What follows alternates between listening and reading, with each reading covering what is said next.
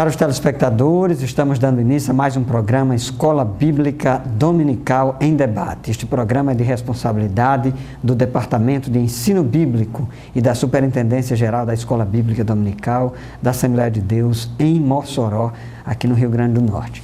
Nós estamos estudando ao longo deste trimestre Jesus, o homem perfeito, o Evangelho segundo Lucas, o médico amado. Já passamos aí por várias lições, com diferentes enfoques e destaques a respeito do Evangelho segundo escreveu Lucas. E a lição de hoje, que é a lição de número 10, que será estudada no próximo domingo na Escola Bíblica Dominical, tem por título Jesus e o Dinheiro. Você quer saber o que Jesus disse a respeito do dinheiro? Muito bem, então você vai acompanhar ao longo da aula de hoje. O texto áureo se encontra em Lucas, capítulo 18, versículo 24, diz assim o texto bíblico: E, vendo Jesus que ele ficara muito triste, disse: Quão dificilmente entrarão no reino de Deus os que têm riquezas. E a verdade prática, as Escrituras não condenam a aquisição honesta de riquezas, e sim o amor a elas dispensado. Muito bem, meu caro telespectador, telespectadora, o programa Escola Bíblica Dominical em Debate está apenas começando. Permaneça conosco, eu e o pastor Fábio já estamos aqui a postos para iniciar o debate. Voltaremos em seguida, após um breve intervalo.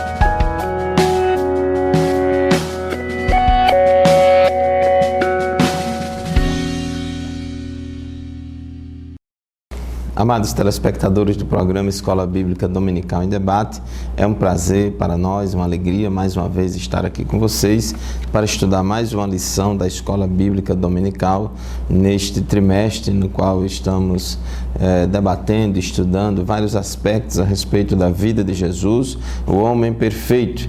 E já vimos vários ensinamentos a respeito de Jesus e hoje na lição de número 10 temos um ensinamento muito importante, que é Jesus e o dinheiro. Qual era a relação de Jesus com o dinheiro? O que é que Jesus ensinou sobre esse assunto tão importante? Vivemos em uma sociedade muito consumista, muito materialista, muito secularizada, em que os valores materiais, os bens materiais, o dinheiro fala muito alto, tem uma importância muito grande na vida das pessoas e muita gente condiciona a sua felicidade, a sua alegria, a posse de muitos bens, e há muitos conflitos em relação ao relacionamento das pessoas com o dinheiro.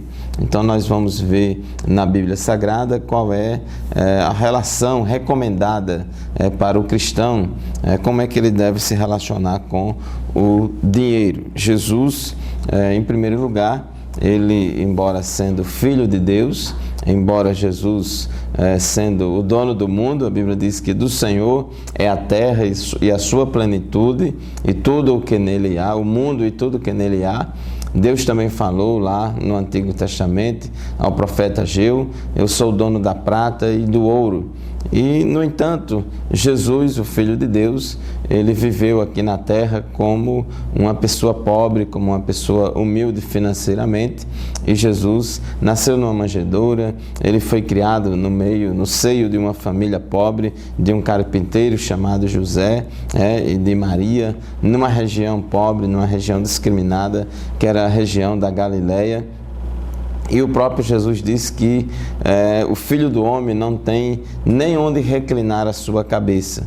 Então nós vemos que o estilo de vida de Jesus era um estilo de vida simples, era um estilo de vida sem ostentação.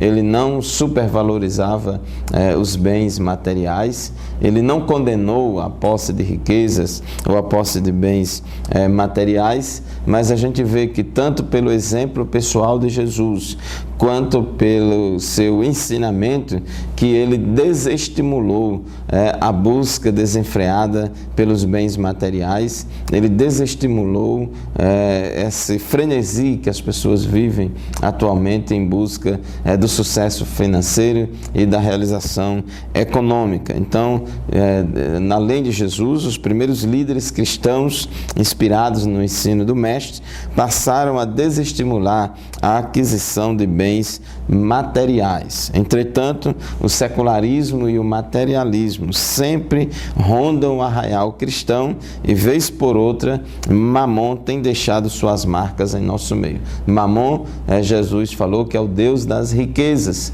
e aí ele mostrou, nós vamos ao longo desta lição debater e detalhar sobre este assunto, que se você não for o senhor do seu dinheiro, você pode ser o servo dele. Não podemos deixar que o dinheiro seja o nosso senhor. Dinheiro é bom, mas desde que a gente saiba utilizá-lo para a glória de Deus. Então, qual é o estilo de vida cristão? Qual é o relacionamento adequado do crente com o dinheiro, com os bens e as posses? Então, nesta lição de hoje, vamos estudar no tópico 1, dinheiro, bens e posses nas perspectivas secular e cristã. No tópico 2, também no judaísmo do tempo de Jesus. No tópico 3, dinheiro, posses e bens nos ensinos de Jesus. E no tópico 4, dinheiro, bens e posses na mordomia cristã. Então, pastor José Roberto, dando já início ao primeiro tópico da nossa lição de hoje, o dinheiro, bens e posses nas perspectivas secular e cristã. Então, na perspectiva secular, ou seja, na perspectiva humana, como é que o homem vê a questão do dinheiro, das posses, dos bens materiais? Muito bem, pastor Fábio, meu caro irmão, minha irmã, telespectador, telespectadora. Quando se fala numa perspectiva secular, ela geralmente se contrapõe a uma perspectiva cristã. Então, o secularismo é uma forma de pensar no qual reduz a existência à mera esfera material e nega toda e qualquer realidade que seja distante dessa percepção. Então, o que nós vivemos hoje, inicialmente, é um secularismo na prática. Eu quero inicialmente fazer essa distinção, porque existem, de fato, pessoas que defendem um materialismo filosófico. Eles acreditam que a realidade é puramente material e que nada mais existe que não seja a matéria. Por incrível que pareça, algumas dessas pessoas nem são assim tão apegadas às riquezas. Mas existem aquelas pessoas que são secularizadas ou são materialistas na prática. Elas acreditam na existência de Deus, acreditam até que Deus é um ser superior, é um ser supremo, mas nas suas ações do dia a dia são pessoas muito voltadas para as riquezas, para os bens materiais, para as posses. Então essas pessoas elas tendem a negar a existência do céu, tendem a negar a existência de outra vida. Elas estão muito apegadas a essa dimensão terrena. Então, são pessoas que fazem qualquer coisa para ganhar dinheiro. Elas não têm limites éticos. E para você ter ideia, não precisa a gente ir muito longe para isso, basta você acompanhar as especulações nas bolsas de valores, as pessoas investindo, a ânsia e a agitação do mercado, pessoas que enriquecem, empobrecem rapidamente por causa dos seus investimentos nesse tipo de ações. Então, tudo isso é o modus operandi, a realidade, a vivência do homem pautado no secular, pautado no terreno e que se distancia de uma realidade sobrenatural. Então, esse é um grande perigo, porque a pessoa reduz a dimensão humana às posses.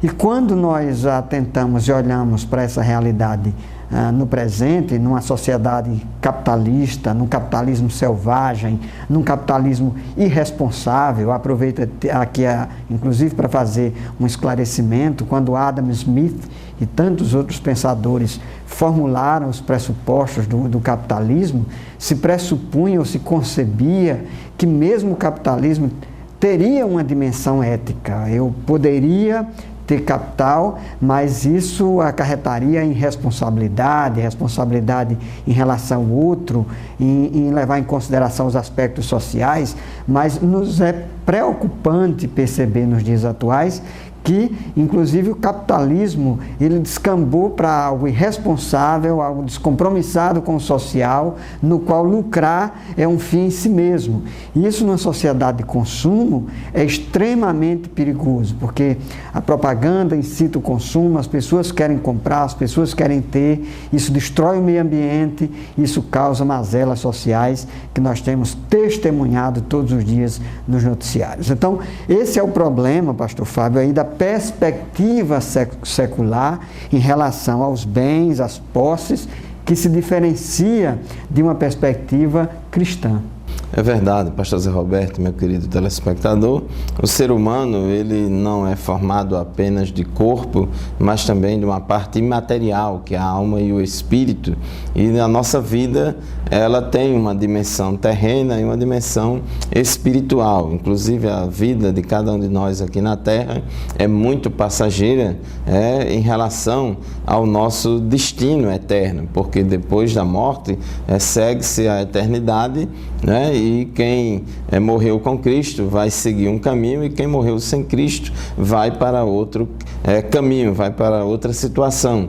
Então, a dimensão da vida terrena aqui ela é muito passageira, e como seres humanos que temos corpo, que temos necessidades materiais vivendo aqui na Terra, nós precisamos dos bens materiais, nós precisamos das riquezas, vamos dizer assim, para suprir as nossas necessidades básicas do alimento, do comer, do vestir, do calçar e tantas outras que todos têm.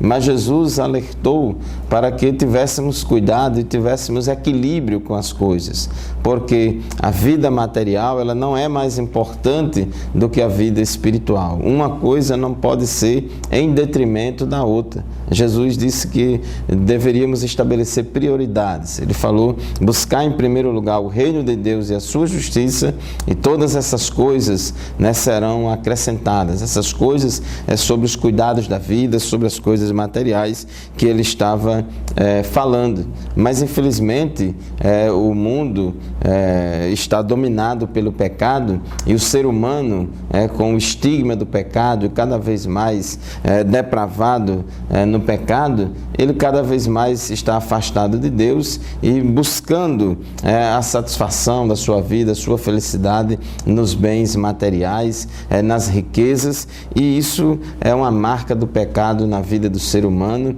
e tem sido observado em todas as culturas, em todas as épocas, em todos os regimes regimes econômicos, tem aqueles que dominam, aqueles que são dominados, tem aqueles que juntam e acumulam riquezas e aqueles que ficam cada vez mais pobres. Tanto temos observado isso no capitalismo quanto no socialismo e tantos outros regimes econômicos, porque o ser humano ele é egoísta, o pecado leva ele a essas coisas. Mas na perspectiva cristã, nós temos a nossa filosofia, a nossa cosmovisão em relação aos bens materiais, que eles são importantes e necessários para a nossa vida aqui terrena, mas a gente não pode deixar que ele seja o Senhor da nossa vida. Devemos priorizar a vida espiritual e nenhum sucesso financeiro ele compensa um fracasso na nossa vida espiritual. Não, nos ensinos de Cristo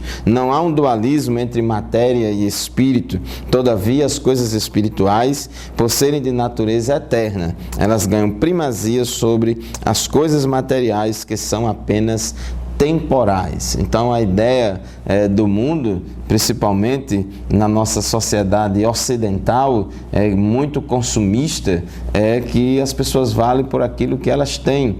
As pessoas são avaliadas, pelo poder de consumo que elas têm. E isso é um grande equívoco, e a Bíblia Sagrada, a visão cristã é diferente. As pessoas, o mais importante é o que elas são e não aquilo que elas têm. As pessoas não podem olhar para as outras e as verem apenas como consumidores, como pessoas que têm poder de consumo maior ou menor. Então, eis aí a relação entre o cristão, as perspectivas secular e cristã em relação ao dinheiro, às posses e os bens materiais. Então nós vamos fazer um breve intervalo e daqui a pouco a gente retorna para debater o segundo tópico da nossa lição de hoje a respeito do dinheiro, das posses, dos bens no judaísmo do tempo de Jesus. Fique conosco e até já.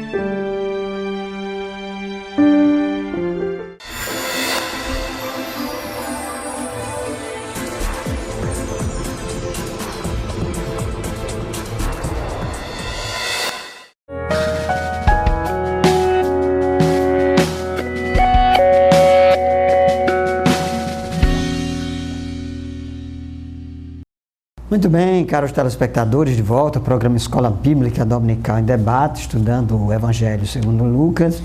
Na lição de hoje, Jesus e o dinheiro. Nós estudamos agora há pouco o primeiro tópico, tratamos aí da perspectiva cristã em relação ao dinheiro, que se diferencia do enfoque ou da abordagem materialista e secularista que nós temos testemunhado na sociedade contemporânea. Vamos falar agora sobre dinheiro, bens e posses no judaísmo no tempo de Jesus. Então, deixa eu fazer aqui um esclarecimento.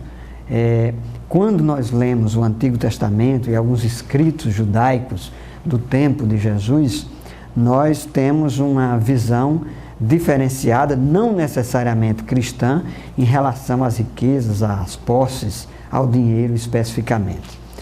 Quando nós lemos alguns textos do Antigo Testamento, a ideia que se tem é que as pessoas que são fiéis a Deus, as pessoas que são espirituais, são pessoas que são recompensadas com riquezas. E essa é uma relação de causa e efeito que é perceptível em algumas passagens bíblicas e algumas vezes utilizada indevidamente no contexto do Novo Testamento. Isso porque Jesus, ele rompe com essa tradição. Lá no Antigo Testamento nós temos de fato algumas pessoas, como é o caso, por exemplo, de Abraão, que foi recompensado por Deus e que recebeu de Deus, por graça e misericórdia do Deus de Israel, recebeu posses, bens e riquezas. Mas é preciso lembrar também que este mesmo Abraão passou por privações, passou por momentos de dificuldades e mesmo assim ele se manteve fiel a Deus. Nós temos um caso emblemático, interessante no Antigo Testamento, que é o caso de Jó. Jó foi um homem que era íntegro, reto, temente a Deus, um homem que tinha muitas riquezas, mas que foi provado, que foi testado e perdeu tudo que tinha. E mesmo assim, ele continuou firme, fiel e temente ao seu Deus. Nós estamos fazendo esses esclarecimentos aqui porque algumas pessoas querem fazer uma relação direta entre espiritualidade, riqueza e prosperidade.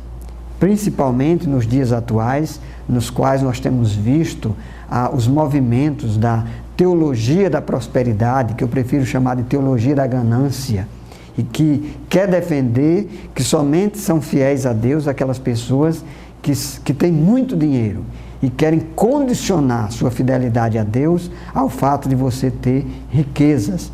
Então isso não tem qualquer respaldo bíblico, nem no Antigo Testamento e muito menos no Novo Testamento. Então é preciso que a gente saiba que no judaísmo, inclusive, os rabinos, os líderes da religião judaica, eles orientavam as pessoas ricas para que elas fossem generosas, para que elas partilhassem os seus bens com aquelas pessoas que não tinham bem algum. O nosso Senhor Jesus, ele é esclarecedor, profético, e ele denuncia a riqueza pela própria riqueza, os bens materiais como um fim em si mesmo.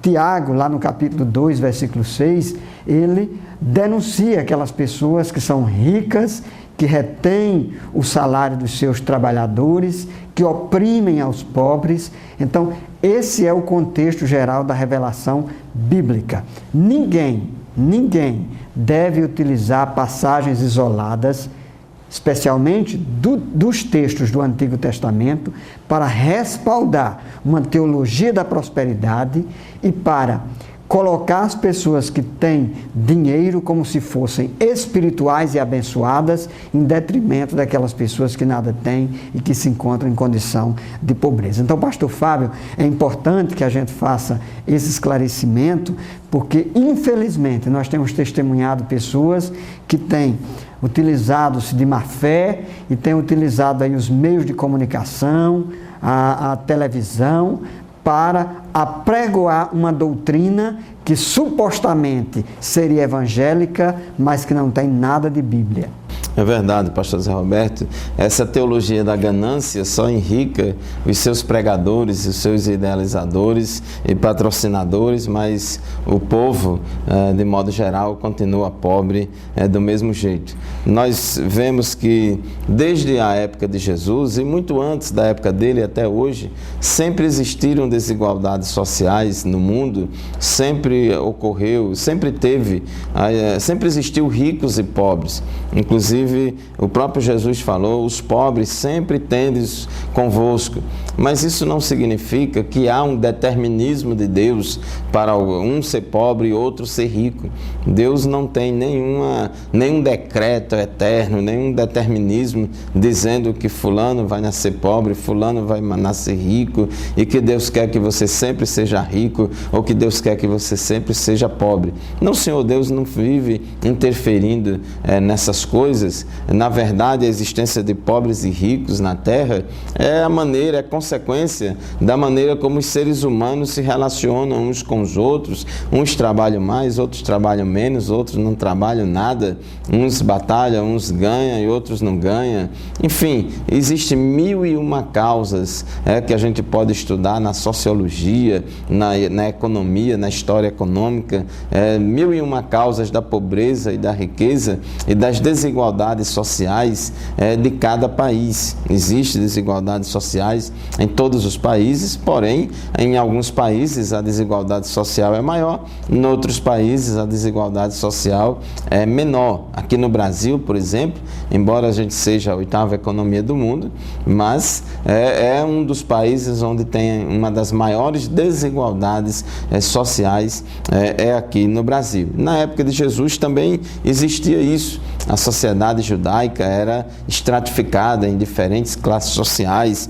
Tinha os sacerdotes, os herodianos, os aristocratas judeus, os comerciantes que eram mais abastados, mas de modo geral o povo era pobre, e existia também uma relação entre pobres e ricos, de desigualdade e de falta de consideração. Haja visto que Tiago capítulo 2, no versículo 6, ele denuncia ricos que oprimiam os pobres, etc. Tudo isso como consequência do pecado, como consequência da ganância do ser humano, do desejo de possuir bens em detrimento dos outros. E Lucas capítulo 12, versículo 15, até a gente citou esse versículo na aula passada, Jesus ele advertiu: tende cuidado e guardai-vos de toda e qualquer avareza, porque a vida de um homem não consiste na abundância dos bens que ele possui.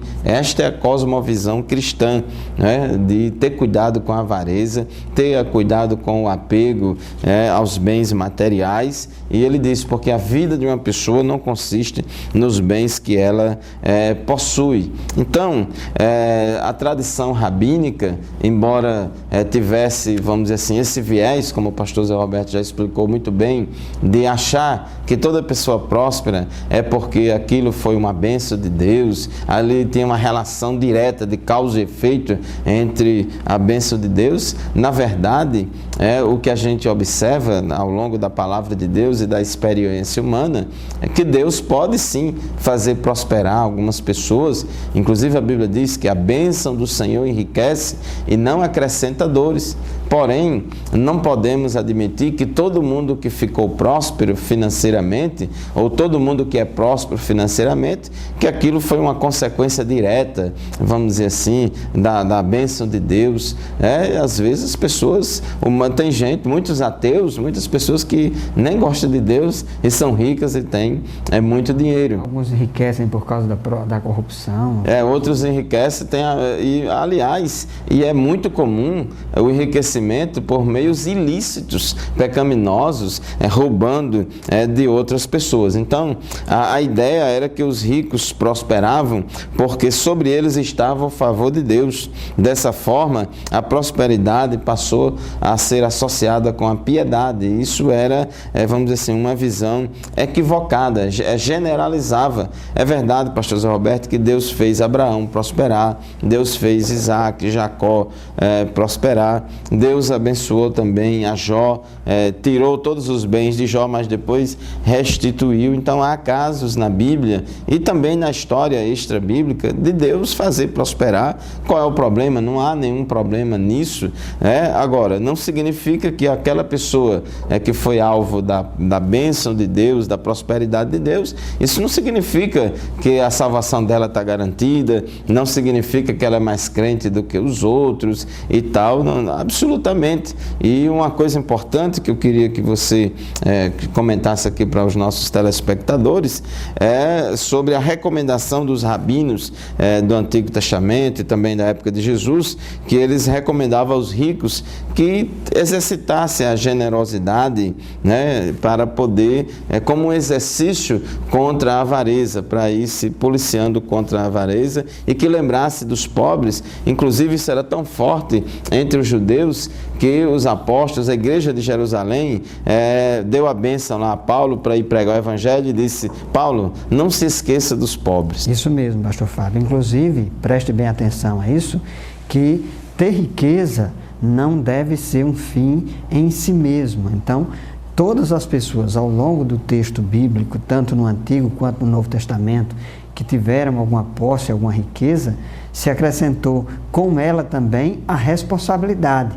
Por isso a mensagem dos rabinos, a mensagem de Jesus, a mensagem do apóstolo Paulo, que nós vamos mencionar mais adiante, é toda ela no sentido de que aquelas pessoas que têm riquezas, elas são responsáveis. A riqueza não deva servir apenas para a ostentação. Tem gente que tem muito dinheiro, aí diz: esse dinheiro aqui, essa fortuna que eu tenho é para eu comprar um carro aí que custe não sei quantos bilhões de dólares, milhões de dólares, ou até para eu comprar roupas caríssimas, é para eu comprar ternos de preços exorbitantes. Não é para isso. Riqueza não é para ostentação. Riqueza é para suprir as necessidades, para gerar emprego, para que as pessoas tenham oportunidades e para que a pessoa saiba que ela tem responsabilidade social. Infelizmente, a razão das riquezas ela foi deturpada. Por isso a mensagem da religiosidade, da espiritualidade, da Bíblia, tanto na religião judaica quanto no cristianismo e também na interpretação de Paulo nas suas epístolas, é no sentido de que as pessoas que têm riquezas, elas saibam que elas precisam estender as mãos para aquelas pessoas que não têm. Elas precisam ajudar os mais necessitados, os mais carentes, e também para que elas deem oportunidades para aquelas pessoas que de fato carecem. Nós vemos, pastor Fábio, uma das razões aí social pela qual nós vemos tanta desigualdade social é que também tem pessoas que, ao invés de criarem emprego, oportunidades para as pessoas, elas apenas acumulam, investem, especulam e não dão, através da riqueza que tem, oportunidade para que as pessoas se desenvolvam. Então, nós queremos concluir esse bloco aqui, já deixando aí um alerta e dizer para você, meu caro telespectador, telespectadora, que o objetivo central das riquezas, se é uma bênção de Deus, se Deus lhe fez prosperar, saibam que você tem uma responsabilidade sobre aqueles que nada têm. Então essa é uma mensagem cristã e que infelizmente no contexto do secularismo as pessoas têm esquecido e as pessoas só pensam em ostentação, e essa doutrina, esse ensinamento definitivamente não tem base nem fundamentação bíblica. Muito bem, nós vamos encerrar este bloco. Logo em seguida nós iremos aí para o tópico de número 3, que tem por título O Dinheiro, Bens e Posses nos Ensinos de Jesus. Continue conosco, voltaremos em seguida.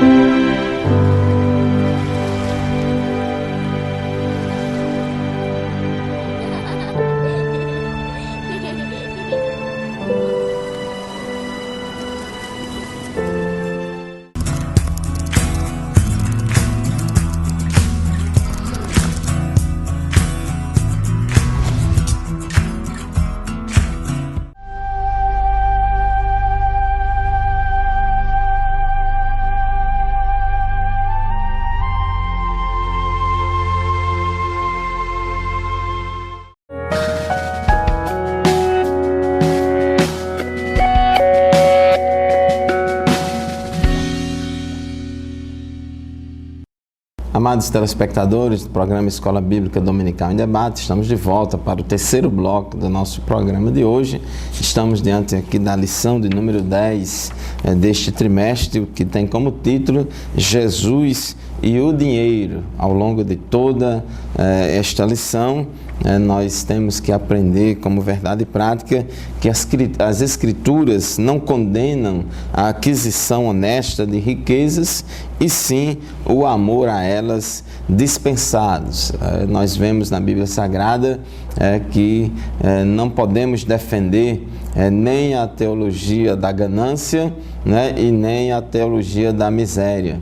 Nós não podemos crer que há um determinismo de Deus, que ninguém nasceu para ser rico, ninguém nasceu para ser pobre, e que a riqueza e a pobreza e as desigualdades sociais que existem no mundo, todos são consequências das relações humanas, de como os homens se relacionam entre si, como os homens lidam com os recursos naturais e com todas as coisas. E a gente sabe que o homem está no pecado. A Bíblia diz que o mundo jaz no maligno, e a condição da natureza humana, carnal e pecaminosa do ser humano faz com que as relações entre os seres humanos cada vez mais se estraguem, e haja uma tendência ao egoísmo, há uma tendência de um oprimir o outro, há uma tendência de um obter vantagem indevida sobre o outro, e assim por diante. Então,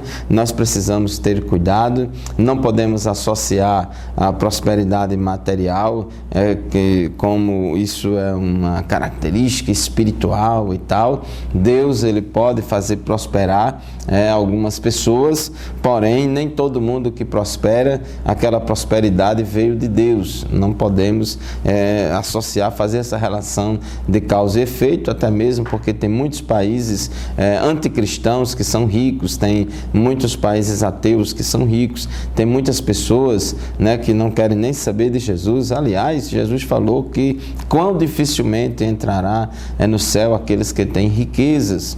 Então, meu querido telespectador, Jesus alertou sobre os perigos da riqueza.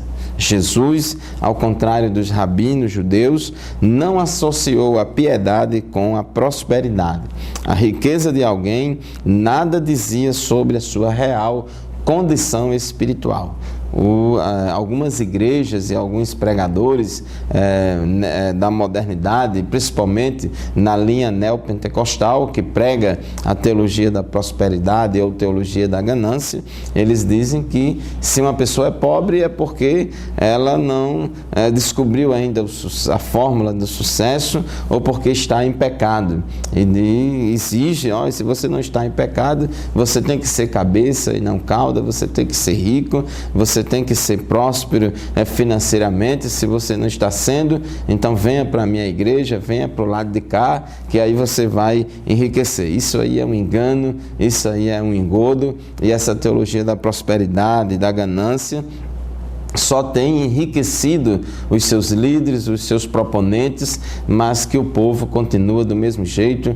Não há segredo. O homem, ele tem muita facilidade de cair nessa história, nessa canoa furada, da facilidade de enriquecer facilmente, de ganhar dinheiro fácil. Não existe essa história de ganhar dinheiro fácil, Então, ganhar dinheiro fácil normalmente acontece por meio de meios ilícitos que são pecaminosos e que não agradam a Deus. Porém, se você trabalha, se você administra bem, se você administra bem as riquezas e o dinheiro, você pode, vamos dizer assim, prosperar e ser uma bênção. E aí há uma distinção entre aqueles que usam seus recursos materiais, para gerar emprego, gerar riquezas, gerar benefícios sociais capitais para outras pessoas e aqueles que usam o seu capital apenas como uma especulação. Tem gente no mundo que ganha milhões de dólares em um dia, em uma semana, com aplicações financeiras, com especulações financeiras, e não gera um emprego, não produz um botão, não produz um sapato, não produz nada, não dá um emprego a ninguém. Então isso não é do agrado de Deus, mas Deus se agrada daqueles que administram bem os recursos materiais que têm, e assim serve de bênção, de fonte de bênção para outras pessoas, inclusive até para a obra de Deus. Agora, Jesus ele alertou, ninguém pode servir a dois senhores, porque ou há de amar um e odiar o outro. E Jesus, quando estava falando dessa relação da pessoa com a riqueza, ele diz, você não pode servir a Deus e a Mamon. Mamon é considerado Deus da riqueza. Então nós não podemos transformar a riqueza em um ídolo, em um Deus na nossa vida. Inclusive a avareza, a Bíblia chama de idolatria, é um pecado tão grave quanto outros, de matar, etc., e que os que tais cometem não herdarão o reino de Deus. Então, as riquezas têm se tornado um obstáculo na vida de muitas pessoas, para que elas não encontrem, não sigam o caminho de Deus, o caminho da salvação. Então, pastor José Roberto, a riqueza, por um lado, se ela pode trazer algum benefício para quem sabe administrá-la, mas ela também tem um outro lado que pode trazer muitos malefícios na vida de quem não sabe administrar, e pelo que a gente vê, a maioria não sabe administrar. São poucos os que sabem administrar. Tanto é que pessoas que quando não têm dinheiro, quando pegam dinheiro, seja ganho por meio lícito ou ilícito,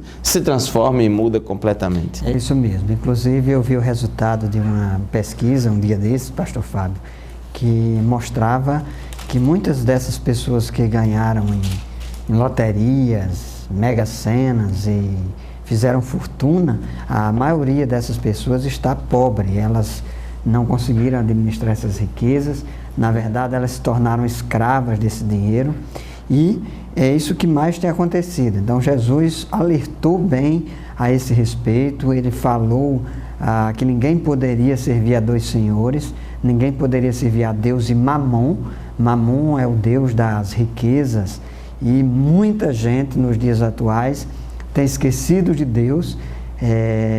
No dólar, na moeda americana, que é uma das moedas mais fortes do mundo, está escrito lá em inglês, in God we trust, em Deus nós confiamos.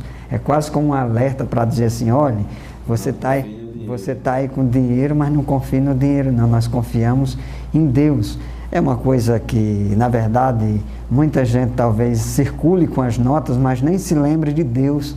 Mas não deixa de ser um alerta. É importante que a gente não deposite a nossa confiança nas riquezas. Tem pessoas que colocam toda a sua razão de existir no dinheiro, e tem uma hora que o dinheiro não traz felicidade, não traz saúde, não traz bem-estar, não traz satisfação. Tem muita gente que tem muito dinheiro, mas são pessoas frustradas, são pessoas angustiadas. Pode atrair até assalto, preocupação para administrar e atrair roubo. Pode, além do que tem muitas pessoas que vivem angustiadas, acumulam tanta riqueza, tem tanto dinheiro, mas não tem paz, não tem saúde, não conseguem desfrutar de um relacionamento com Deus, não conseguem ter um convívio agradável com os seus familiares. Quantas famílias estão sendo desfeitas por causa de intrigas, disputas, por razões de dinheiro, de bens e de posses? Quantas pessoas que juntaram tudo que tinham, e quando chega ao final da vida, vem o seu dinheiro escoar como água entre os dedos, vê que aquilo ali não trouxe satisfação. Talvez ele tenha puxado o tapete de muita gente, tenha construído muitas inimizades e, sobretudo, talvez nunca tenha parado para pensar que os valores mais importantes da vida não são os valores materiais, não são os bens terrenos. Inclusive tem uma operadora aí de cartão de crédito que utiliza como slogan, né? Há coisas que o dinheiro não pode comprar. Então, a felicidade, a paz com Deus, o bem-estar com a sua família, né? A amizade, os momentos agradáveis de estar ali partilhando da leitura, da arte, da cultura, da literatura, de estar adorando a Deus, experimentando a transcendência, algo que só pode vir da parte do Todo-Poderoso, do Eterno. Então são coisas que valem muito mais do que riqueza. Então não fie a sua confiança no dinheiro. Jesus contou uma parábola, uma história, né? Justamente nesse contexto aqui, no qual o jovem lá aborda Jesus e diz: Senhor, peça para que meu irmão divida a sua herança comigo, divida a herança comigo. E aí Jesus conta a história de um homem rico, um rico insensato, que ele acumulou toda a riqueza, encheu os seus celeiros, depois ele bateu no peito e disse assim: olhe minha alma, olhe minha vida, agora você pode viver de forma regalada, pode aproveitar, pode usufruir de tudo que você tem.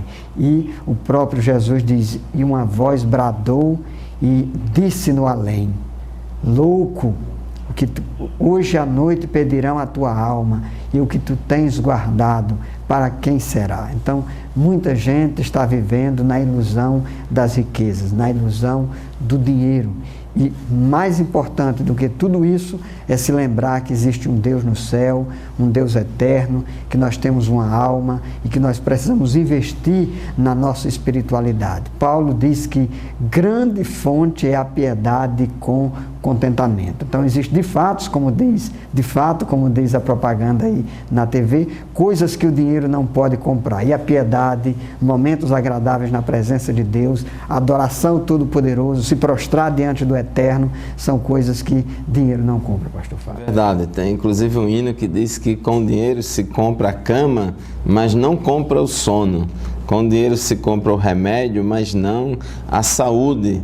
Com dinheiro se compra uma casa e bela e uma linda mansão, mas a morada no céu com Jesus, o dinheiro não compra não. Um jovem rico de posição social elevada, lá na época de Jesus, ele chegou até Jesus e perguntou: bom mestre, o que hei de fazer para herdar a vida eterna? Jesus disse: olha, guarda os mandamentos e tal. E ele disse: não, mas eu guardo os mandamentos desde a minha mocidade. E aí Jesus, olhando para ele, viu que aquele jovem, ele era apegado às riquezas, ele era apegado aos bens materiais, e Jesus fez um teste ali com ele, confrontou ele ali, dizendo: olha, então você pega todos os seus bens, né, vende, reparte tudo com os pobres, aí depois você vem e segue-me e terás um tesouro no céu. Mas o jovem, ouvindo isso, ficou muito triste, porque ele era muito rico e não quis seguir a Jesus, abandonou.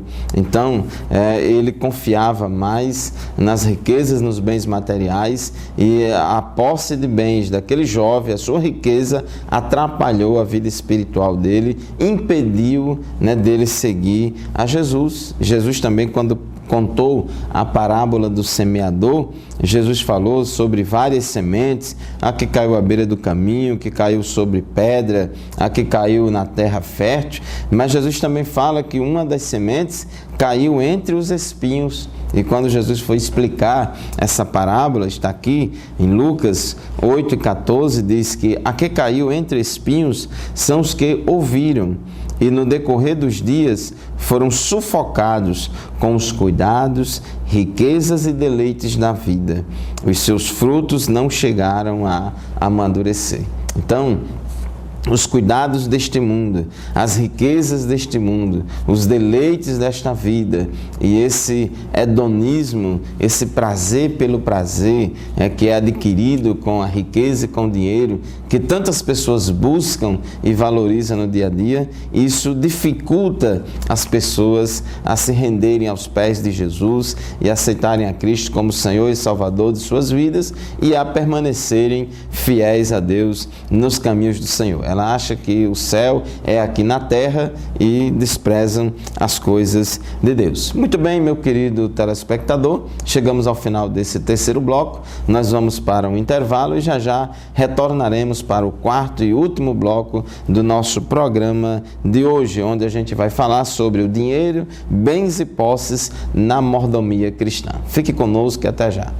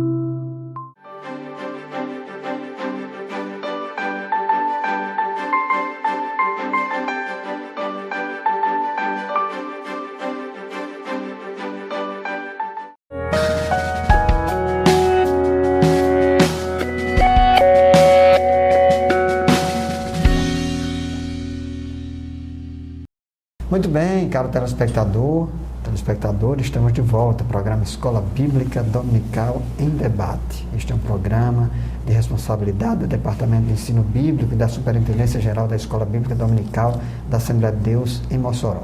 Estamos estudando o Evangelho segundo Lucas e na lição de hoje, Jesus e o dinheiro. Qual a abordagem, qual a visão de Jesus e o ensinamento de Jesus em relação ao dinheiro. Já vimos aí que o dinheiro não pode se tornar o Deus dos homens. Ele deva ser escravo, servo, ele deva ser útil, proveitoso para suprir as nossas necessidades, mas não devam ser a razão de ser, a razão de existir.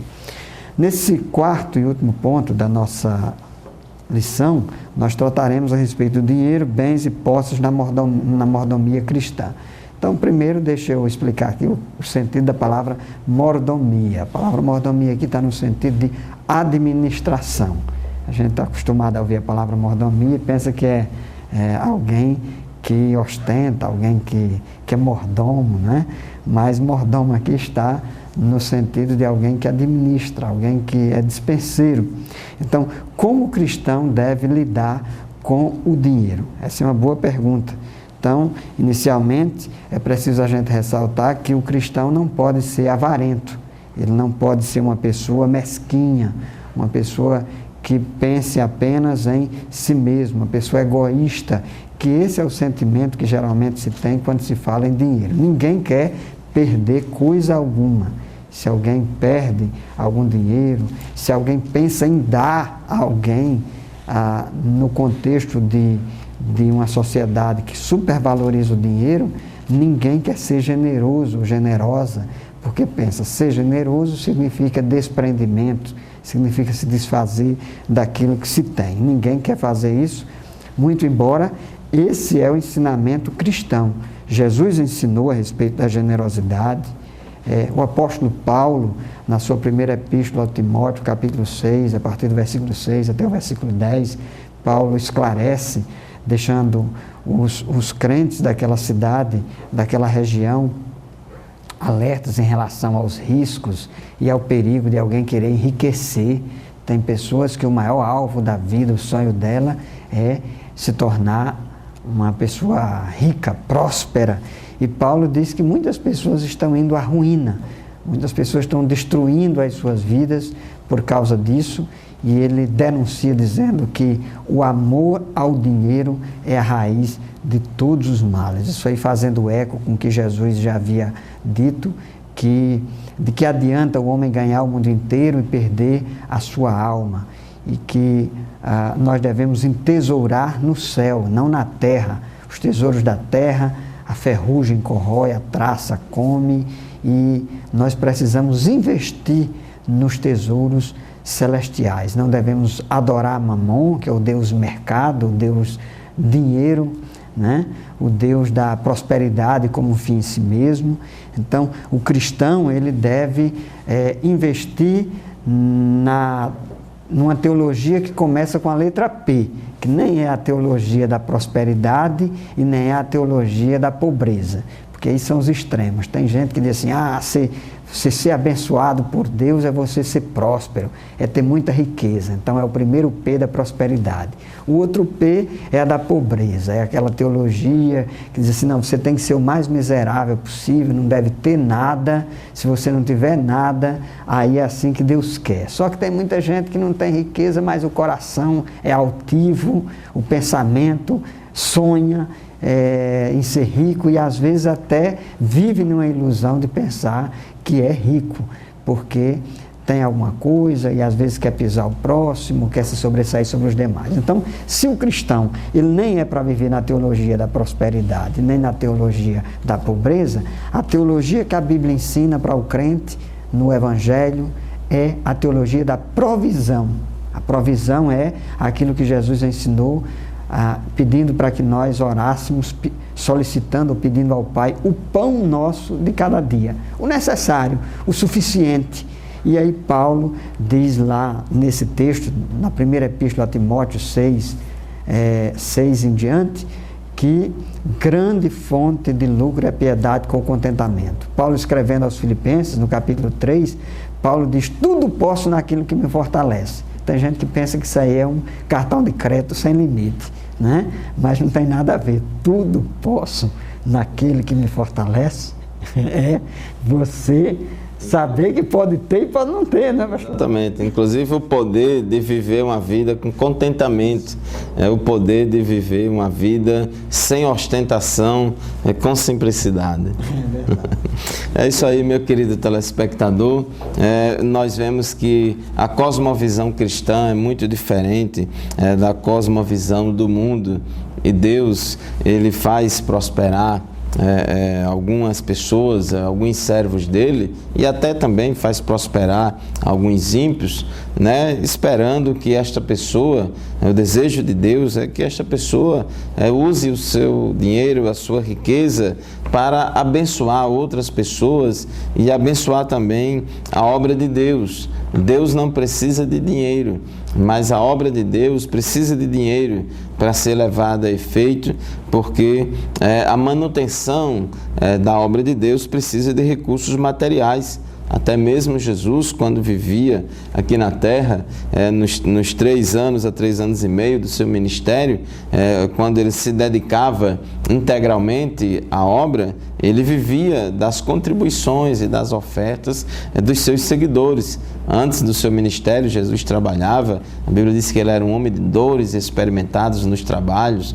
Então, mas uma vez que vai trabalhar exclusivamente só na obra de Deus, então ele precisa ser sustentado materialmente pelos fiéis. E uma das formas, um dos motivos pelos quais Deus nos abençoa é também para poder investirmos na expansão do reino de Deus, investirmos nas pessoas, na propagação do Evangelho. E Jesus, ele estava, inclusive na época de Jesus, tinha um imposto anual sobre, as pessoas pagavam para a manutenção do templo, era o imposto das didracmas. Todo ano, todo cidadão tinha que pagar 2 dracmas, como imposto para a manutenção do templo. E Jesus, ele estava uma certa vez no templo e começou a observar as pessoas indo até o ofertório, indo até o gasofilácio e ali colocando as suas ofertas. E Jesus observou, que iam pessoas ricas e ia também pessoas pobres.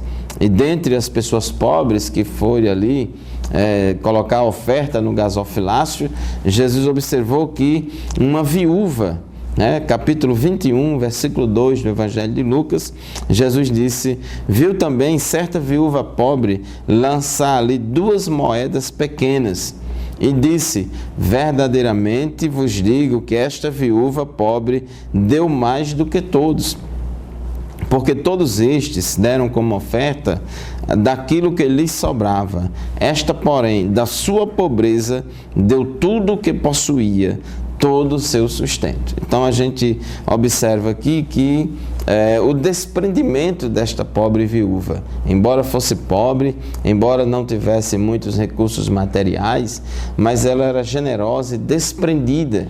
Então, uma das provas de que a pessoa não é avarenta, que não tem amor e apego ao dinheiro, é que ela é generosa, ela tem prazer em ofertar, ela tem prazer em ajudar outras pessoas e assim por diante. Então, os ricos estavam dando aquela oferta, mas era uma oferta daquilo que sobejava, e não proporcional à sua riqueza. Mas aquela mulher fez um sacrifício grande ali em ofertar. Isso aqui não é que isso tenha que se transformar numa doutrina para todo mundo. Olha, você quando for ofertar, você dê todos os seus bens, transfira todas as suas propriedades para a igreja e fique pobre no outro dia. Não, não é assim. Mas o que Jesus chamou a atenção era que aqueles ricos, eles estavam ofertando daquilo que estava sobrando. Então o sacrifício era pequeno, mas aquela mulher, ela estava ofertando, doando tudo o que possuía. Paulo, ele também falando da questão de oferta, ele disse que alguns fizeram um esforço muito grande, além do normal, para ofertar para a obra de Deus, para as causas sociais da igreja. E ele diz também: aquele que semeia pouco, ele vai colher pouco; aquele que semeia muito, ele vai colher muito. Então, o importante que Deus avalia é a intenção do coração. A intenção do coração, isso é importante. E essa questão aí, quando se estabelece o dízimo, ela é importante, o dízimo é uma contribuição importante, porque ele é proporcional à prosperidade de cada um. Ele é proporcional à riqueza e ao ganho e à prosperidade de cada um. Então, em termos absolutos, pode ser que o dízimo de uma pessoa seja maior que outra, mas Deus olha em termos relativos. Então, todos são igualmente. Então, pastor José Roberto, a nossa lição, a nossa visão cristã é que Jesus falou que a gente não devia se preocupar em estar juntando tesouro na terra, mas sim tesouro no céu. Porque os tesouros da terra, a ferrugem consome, corrói, os ladrões minam e roubam, mas quem junta tesouro no céu, aí está protegido de todas essas ações dos ladrões, da ferrugem, e a gente guarda, para nós o tesouro é aquilo que a gente dá valor. Jesus falou: onde estiver o vosso tesouro, ali estará também o vosso coração. É isso mesmo, pastor Fábio. E aqui Mateus capítulo 6, versículo 31, Jesus diz assim, olha aí a lição, a mensagem final de Jesus, deste programa, que nós queremos deixar para você. Diz assim: não andeis, pois, inquietos, dizendo: que comeremos, o que beberemos, ou com o que nos vestiremos? Diz mais Jesus: porque todas essas coisas os gentios procuram. De certo, vosso Pai Celestial bem sabe que necessitais de todas estas coisas. E o versículo 33. Mas, ó massa aí de Jesus, a oposição de Jesus ao pensamento humano. Mas buscai primeiro o reino de Deus e a sua justiça, e todas essas coisas, não tudo que você quer, tudo que você bem entende, porque as necessidades não têm limites, né? Tem pessoas que criam necessidades, mas aquelas coisas básicas que Jesus falou nesse contexto aqui, todas essas coisas vos serão acrescentadas. Portanto, aprenda a confiar em Deus, a saber distinguir os seus desejos das suas necessidades reais, e certamente o Senhor irá lhe abençoar. Estamos chegando ao final do nosso programa. Queremos convidá-lo para continuar o debate lá na Escola Bíblica Dominical da sua congregação. Todos os domingos, 9 horas da manhã, em uma das congregações da Assembleia de Deus, nós temos Escola Bíblica Dominical. Você é o nosso convidado especial, você e toda a sua família.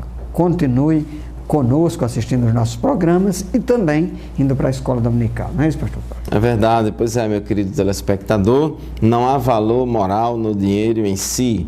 Ter dinheiro pode ser uma coisa boa ou ruim, isso vai depender, né, do conjunto de valores daquele que o utiliza. Então, fique com esta palavra e saiba de uma coisa, que Deus na nossa vida é muito mais importante do que isso. Muito obrigado pela sua atenção, pela sua audiência e até o próximo programa Escola Bíblica Dominical em Debate, se Deus quiser. Fique na paz do Senhor, até o próximo programa.